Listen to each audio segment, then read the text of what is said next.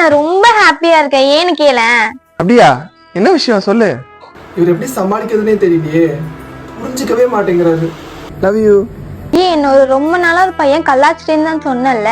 இன்னைக்கு என் அண்ணன் கிட்ட செம்மையா அடி வாங்கின. எனக்கு ரொம்ப ஹாப்பியா இருந்துச்சு பார்க்கவே. தெரியுமா யாரு? உங்க பெரிய அண்ணனா? தங்கச்சி நட அவனை பாராட்டி கயிறுலாம் கட்டுது. என்ன நடந்தது? என் தங்கச்சி கலாச்சாரம்ல நீ கூட தத்து விட்டு பலாருன்னு அடி வாங்கினிய, அந்த பையனை தான் நான் அடிச்சேன்.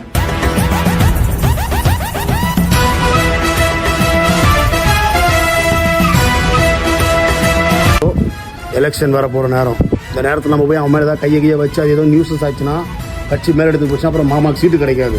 ஐயோ, இங்க பெரிய அண்ணனா அடி வாங்கிட்டு தான் வரும், சின்ன அண்ணனா அடிச்சு தான் வரும்.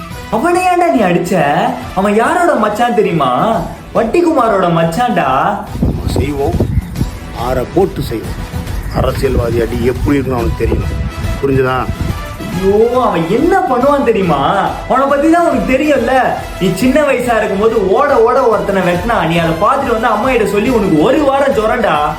அவன் நம்மள இப்ப என்ன பண்ணுவானே தெரியலடா. ஏன்டா நீ பண்ற? ஏய்